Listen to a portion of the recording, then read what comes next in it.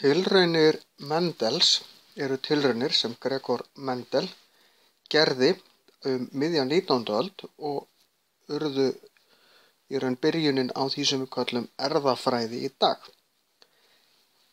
Gregor Mendel var munkur í klaustri heilags Tómasar við borgina Brno sem þá tilheyrði Austurríki, tilheyrði Tékklandi í dag. En hann var eins og margir munkar ansi upptekinn af vísindum og vildi gjarnan rannsaka hvernig einkenni erfðust á milli kynslóða. En megin kenningin á þessum tíma var að dýrategundir og jafnvel plöntutegundir gætu aðlagast breyttum aðstæðum og í raun lært. Til dæmis að plöntur áttu að geta lært það að vaxa á köldum svæðum og komið því áfram til fræja sinna og þá næstu kynslóðar af plöntum sem við vitum í dag stenst náttúrulega engan veginn. Hann vildi fyrst gera tilraunir með mýs eða rottur en ábótinn, sá sem stjórnar klausturinu, gaf þvert nei. Hann vildi alls ekki hafa einhverja kynlífsrannsóknir í sínu klaustri. Þarna var Mendel óendanlega heppinn. Hefði hann reynt þessar tilraunir sínar með mýs eða rottur hefði hann aldrei fundið neitt eða mjög ólíklegt. Því að erfðir hjá músum og rottum eru miklu flóknari heldur en það sem hann fór svo að gera. Hans meginstarf var að sjá matjurtagarðinn, þannig að hann ákvað að nýta sér það og fékk leyfi til þess að gera tilraunir með baunaplöntur, kallaðar garðertur eða ertuplöntur, sem eru bara grænar baunir.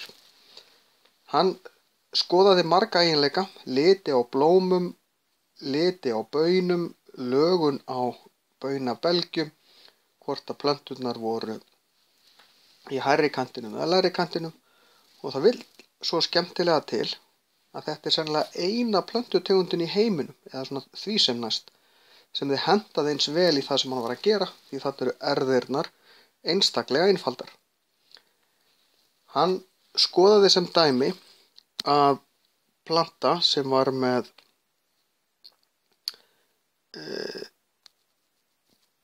var hávaxin og hann æxlaði því saman við plöntu sem var lágvaxin, þá urðu öll afkvæmin hávaxin og það er vegna þess að þau fá öll hávaxna genið frá öðru foreldri sínu en öll líka lágvaxna genið frá hinu. Og þar sem og þetta er það sem hann uppgötvaði í raun, að það að vera hávaxin hjá garðertuplöntum, þetta er miklu einfaldara heldur en í okkur, að það er ríkjandi, það ræður. Svo þegar við tökum plöntur sem eru með þessa arfgerð hér, þar að segja eru það sem kallað er arfblendnar, á meðan þessar tvær eru það sem við kallum arfhreinar. Að þá fáum við út alla mögulegar útkomur. Við fáum hérna stórt há, stórt og lítið, lítið og lítið og hérna stórt og lítið.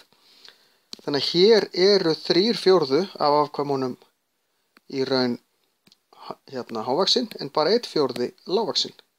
Þetta eru þessi mendelsku hlutföll og þetta er í raun og veru grunnur að erfðafræðinni í dag og þessi hlutföll eru notuð enn þann dag í dag. Þetta er hann að gera og upp úr 1850. Mendel var fæddur 1822 og hann kemur þessu saman í ritgerð sem hann gefur út 1865. Fer með hann niður í háskólann í Brno og vill fá að kynna þetta. En það var bara hlegið á hann og hann fer bara heim. Ritgerðin sett upp í hillu og hann heldur bara áfram að gera rannsóknir. Hann skráði allt niður. Mjög nákvæmur, hann stýrði því fullkomlega með því bara að færa frjókort sjálfur á milli, setja poka yfir blómin svo þetta geti ekki fokið á milli eða býflugur fluttið á milli. Þannig að hann gat algjörlega stýrt í hvaða einstaklingar æxluðu saman og hverjir ekki því hann gerði þetta allt bara handvirkt. Og síðan dó hann 1884. 61 árs gamall. Og hann hafði ekki hugmynd að hann hefði uppgötvað í raun nýja vísindagrein.